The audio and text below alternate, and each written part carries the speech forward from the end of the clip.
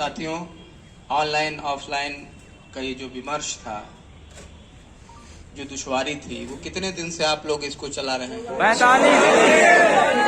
46 दिन। आज 44वां दिन है। अरे ठीक, 44 या 45 दिन के आसपास जो आपका ये चल रहा था, उसमें आप लोगों के प्रयास से, हम लोगों के प्रयास से, यानी पुलिस प्रशासन और जो आपके इस महान संस्थान की जो वाइस चांसलर मैडम हैं, उनके बहुत ही गंभीर तरीके से हम लोगों की बातें सुनने, और हम लोगों ने जब सही तरीके से, सही फोरम में, सही समय पे सारी बातें एक क्यूमुलेटिव रूप से, समग्र रूप से जब रखी, तो उसमें जो बातें हुई 3-4 घंटों में हम लोग लगातार बैठक किए हैं, वो हम आपको बताना चाह रहे हैं। बहुत सारे लोग इसको रिकॉर्ड भी कर रहे हैं। खैर, जो ये था कि ऑनलाइन क्लासेस जब चली हैं तो परीक्षा भी ऑनलाइन होनी चाहिए, इसको काफ़ी तवज्जो दिया गया।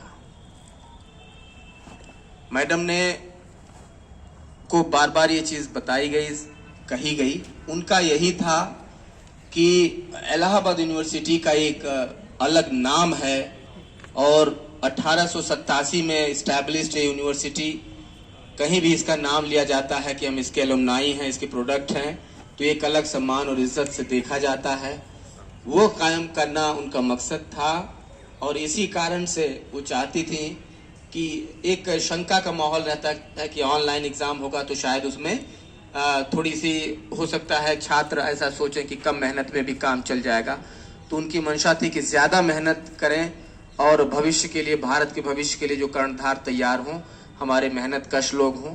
हम लोगों ने मैडम को कन्विंस किया और बताया कि मैम, जो लड़कों में उत्साह देखा स्टूडेंट्स में, हमारे भाई बहन जो यहाँ पे बैठे हैं, जो उत्साह, जो ऊर्जा उनमें है, उसे लगता है कि नहीं, वो मेहनत तो करेंगे मैम, लेकिन उनका चूँकि ये यूनिवर्सिटी अगर ज्ञान के क्षेत्र में, विद्या के क्षेत्र में जानी जाती है, तो इसलिए भी जानी जाती है कि यहाँ नेतृत्व पैदा होता है और वह नेतृत्व फिर पूरे प्रदेश और देश को चलाता है। तो अगर ये आपका तार्किक ये है कि ऑनलाइन हमने पढ़ाई की है तो ऑनलाइन एग्जाम दिया जाए, तो मुझे नहीं लगता कि इसमें कोई आपका जो तर्क है वो कोई गलत साबित कर सकता है। इस चीज़ को बार बार हमने कहा और मैडम ने फिर बाद में इसको समझा और माना, और उन्होंने भी काफ़ी दरिया दिली दिखाते हुए उन्होंने सेकेंड ईयर के जो हमारे छात्र छात्राएं हैं, सेकेंड ईयर के जो लोग हैं, उनके लिए एक निर्णय दिया है। निर्णय का पोर्शन हम डीएम साहब के लिए छोड़ रहे हैं। डीएम साहब अभी आपको निर्णय सुनाएंगे, लेकिन मैं केवल बैकग्राउंड आपको बता रहा हूं कि एक खास निर्णय जो आप लोगों की मंशा होगी, बल्कि उससे भी ज्यादा अच्छा निर्णय आप लोगों के लिए लिया गया है, वो डीएम साहब अभी आपको अपने मुखारबिंदों से बताएंगे। दूसरी बात, थोड़ा धैर्य रखिए। मैं पहले इसीलिए कविता कह के गया था कि धरती कहती धैर्य ना छोड़ो, चाहे हो सिर पर कितना भार, नभ कहता है फैलो इतना, ढक लो तुम सारा संसार, ढक लो तुम सारा संसार। आपको इसका फल अच्छा मिलेगा। अभी मैं चाह रहा हूं कि हमारे जिले के जो मुखिया हैं, हमारे एसएसपी जिलाधिकारी महोदय, उनके आप मुखार बिंदु से सुने, ताकि आपको और भी प्रामाणिकता महसूस हो। ये मेरा गला इसलिए बैठ गया था कि आप लोग शोर कर रहे थे, कम शोर करते तो कम दिक्कत होती मुझे। खैर चलिए, छोटे भाई है आप लोगों की, सब माफी है। दूसरा, जो थर्ड ईयर के हमारे स्टूडेंट्स हैं, चूंकि उनको अब हो सकता है वो बाहर जाए यूनिवर्सिटी से, वो तमाम कॉम्पिटिटिव एग्जाम्स देंगे, किसी अन्य कॉलेज में, महाविद्यालय, विद्यालय में दाखिला लेंगे, तो उनके लिए मार्कशीट प्रॉपर, उनके अंक वगैरह सारी चीजें देखी जाती हैं। तो उनके लिए थोड़ा सा उनके लिए भी एक निर्णय लिया गया है, वो डीएम साहब अपने मुखारबिंदु से बताएंगे। जैसे आप लोगों ने धैर्य धारण किया, जैसे आप लोगों ने वाजिब चीजों के लिए आपने अपनी कोशिशें जारी रखी, धैर्य के साथ पुलिस और प्रशासन का सहयोग करते रहे, अपने विश्वविद्यालय जो कि नामी ग्रामी संस्थान है पूरे देश के अंदर, 134-35 साल पुराना है ये, जहाँ पे हम लोग खड़े हैं, यहाँ से पूरे देश को और पूरे प्रदेश को नियंत्रित करने के लिए, पूरे देश पे का एडमिनिस्ट्रेशन करने के लिए लोग यहाँ से, इसी मिट्टी से पैदा हुए हैं, यहाँ से बने हैं, पले बड़े हैं, ऐसी जगह आप लोग खड़े हैं। और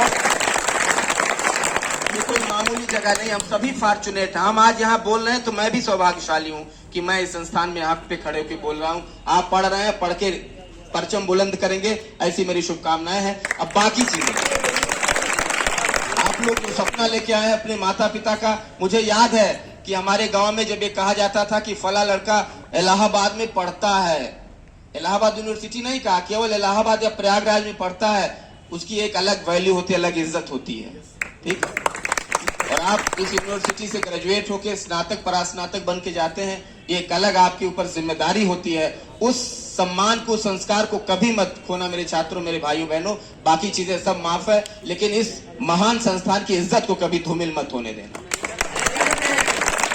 अब ज्यादा वक्त न लेते हुए, आप काफी मेहनत किए हैं, सुबह से ही जमे हुए, हमने भी पूरा जिले का पूरा कामकाज छोड़ के हम और डीएम साहब आपके लिए यहाँ आए, खड़े रहे, सबकी बातें सुनी, और ये बातें खास तौर पे सही तरीके से सही फोरम में सही समय हम लोगों ने रखी।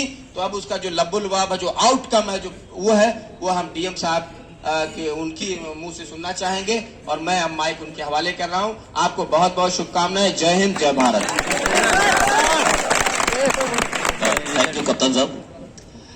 इससे पहले कि मैं जो आगे की बात करूं, मैं मेरी स्टोरी बताता हूं। जब मैं ग्रेजुएट हुआ, उसके बाद मैं लॉ कर रहा था, और जब मैं सेकंड ईयर में था, मैं स्टेट सर्विसेज में सेलेक्ट हो गया। मेरी आवाज आ रही है ना? मैं सेकंड ईयर लॉ कर रहा था, तब मैं सेलेक्ट हो गया, और उसी ईयर मैंने एग्जाम दिया था IAS प्रीलिम्स का।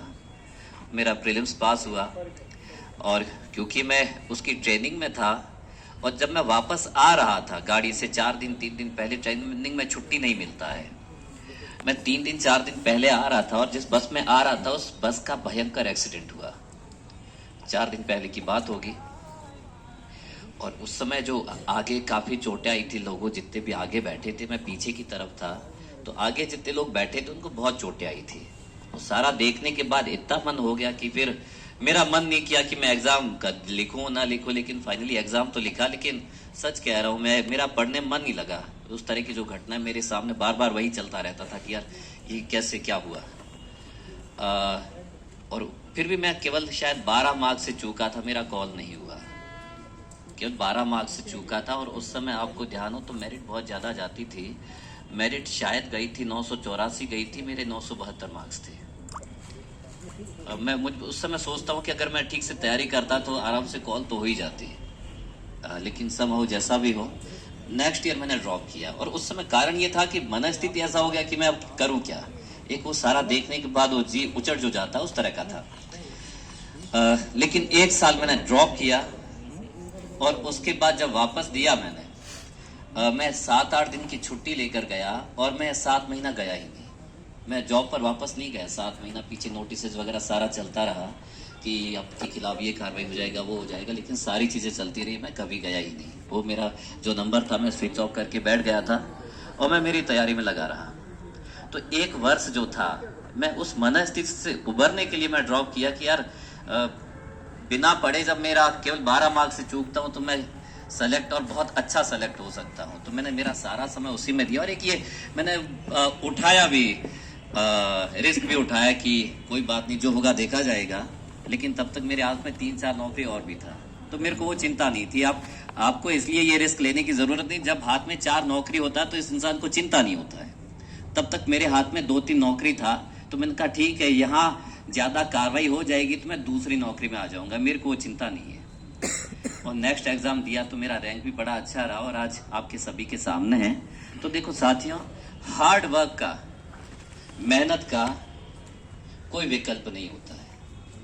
अच्छा, बाकी सारी बातें जो मैम से हमारा बहुत देर 3-4 घंटा जितना बात हुआ, मैम सच में इस यूनिवर्सिटी को आगे बढ़ाने के लिए बहुत चिंतित रहती है। आपको लगता होगा कई बार कि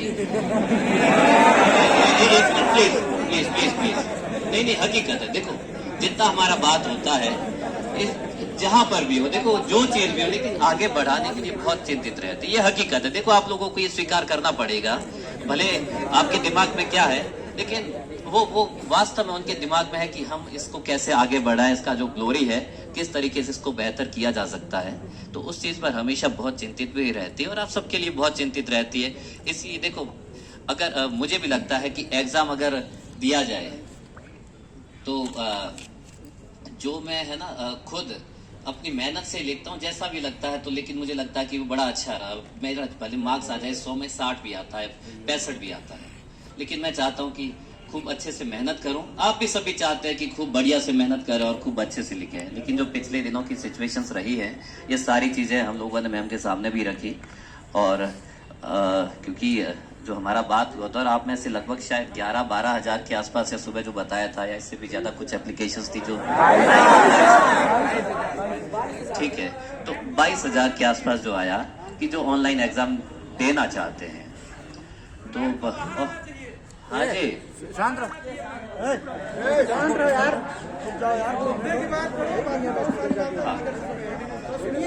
तो इतना सारा जो एप्लीकेशन आया, और ये हमने बहुत सारी चीजों पर एक एक करके बात हुआ, तो मैम अग्री हुई और कहा कि ठीक है, हम 3rd ईयर के लिए ऑनलाइन एग्जाम पर सब